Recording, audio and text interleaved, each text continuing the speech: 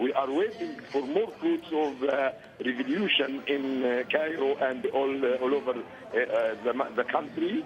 I think the regime is going to give more steps till the demonstrators achieve the last final steps that step down from office. We hear as well that Gamal Mubarak will relinquish his post within the National Democratic Party. Will this satisfy you at all? The National Democratic Party is one of the tools the regime used to polish all the political life. There are other tools. The regime needs to be changed, and this may take some time.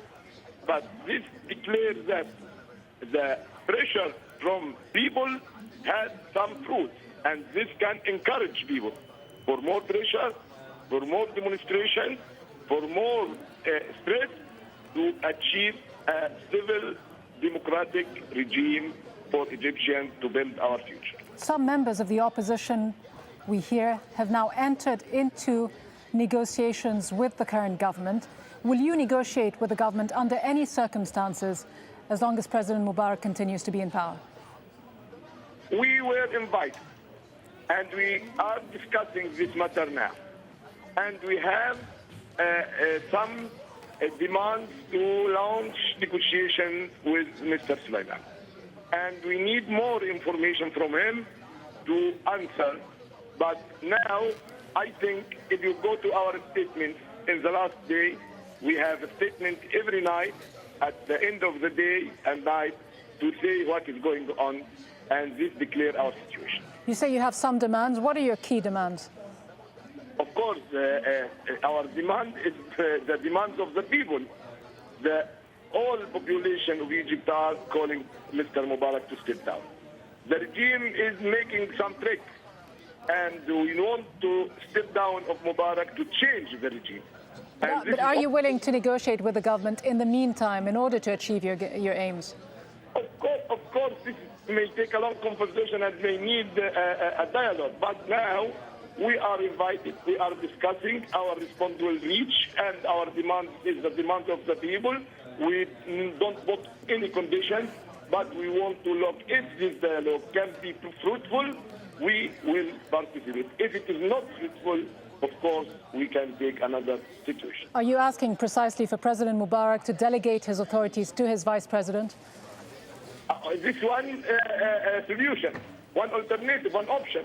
But the young men and just in the square, Tahrir Square, are uttering or raising the feeling that delegation is not enough. Step down is step wanted. But would that not betray some of the demands of the street? Some of the protesters clearly want a complete departure from the current regime. That would include figures like Omar Suleiman, who's been at the side of President Mubarak for very many years as head of his intelligence services. I think there are some things before dialogue, some things are put on the table during dialogue, and the people have all options during the dialogue. And this may be useful for who are joining the dialogue and making pressure is continuing. That is very important. That the people cannot be prevented as before from having demonstrations. The opposition is criticized for being very disorganized and disunified. Who are your main allies in this fight to unseat the president? Who are your main allies within the opposition groups who can make a difference?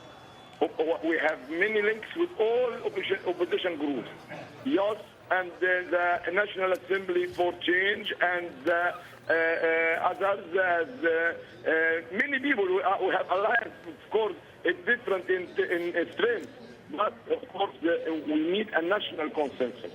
The country must be changing, and this cannot be achieved without national consensus. Person for the Muslim Brotherhood in Egypt, thank you very much.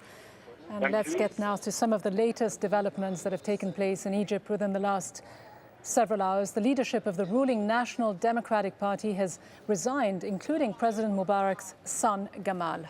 Hossam Badrawi has taken over as Secretary General of the ruling NDP. He has a reputation within the party as a liberal. Meanwhile, down at Cairo's Liberation Square, the head of Central Command of the Egyptian army has been trying to convince the protesters that it is time to go home. They refused and said they will not go until Mubarak does. Now let's go from the traditional media to the new media and see what's going on there. Let's get an update from Imran Khan, who's on our Egypt desk, and he's been monitoring the very latest web activity. Imran. Thanks, Gita. There's been a real spike in internet chatter. Lots of reaction to the head of the Army Central Command asking protesters to leave the square. And in the last few minutes, a lot on the fact that, according to Egyptian state TV, senior members of the NDP have resigned. Now, bloggers, journalists and ordinary people are sending out their updates and messages every minute. And the message is still crystal clear. Mubarak must go. But there's a sense of nervousness for some on the micro-blogging site Twitter. I can sense mistrust amongst some bloggers after the latest news. Here's some of the recent updates. Ghaffari is really worried about what the army will do next. He says army tightly controlling entrances to Tahrir. And reactions on those resignations from the ruling party. Mubarak is not working on the constitution, but on his party. Proof he wants it to stay in control. Those aren't called concessions. And Sultan al-Qasami with this. I don't recall protesters holding banners that read, "We want the NDP Policies Bureau to be reformed." Lots of videos are also being sent to us and to the different websites. Here's some of the recent ones. Protesters in Tahrir or Liberation Square get creative and give us a bit of a song.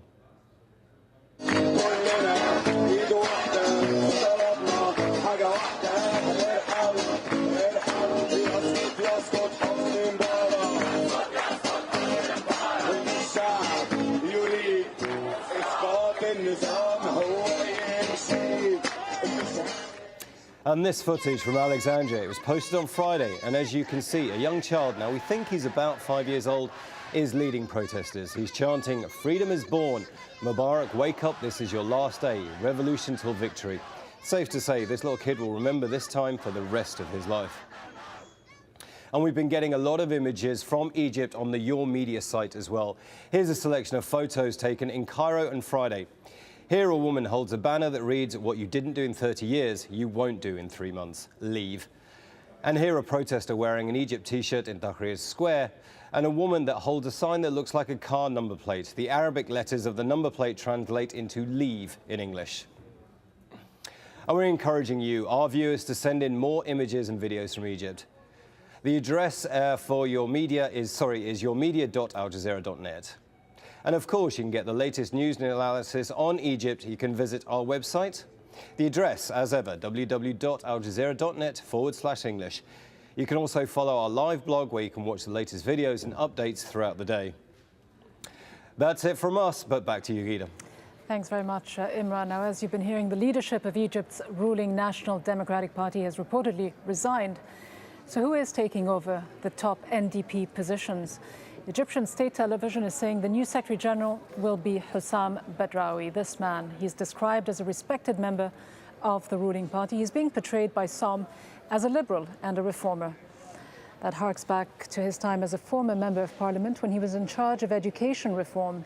He's a qualified doctor and a professor at Cairo University Medical School. And just yesterday, that's Friday, he told a member of the Al Jazeera team in Cairo that he believes anti-Mubarak demonstrators have been given enough already and that they should end their protests now. He added Mubarak could not step down as the country's president as it would violate the constitution. Well, let's speak to one of our correspondents in Cairo. How have the demonstrators been responding to all these statements and announcements being made by the leadership of the NDP on state television?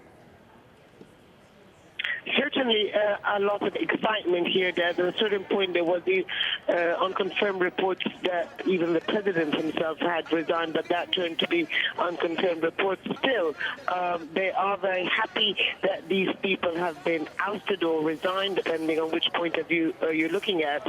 But because these people were considered as the henchmen of President Mubarak, people who have for many, many years, decades, worked very closely to him and at tight-knit circle to make sure that the system works very well.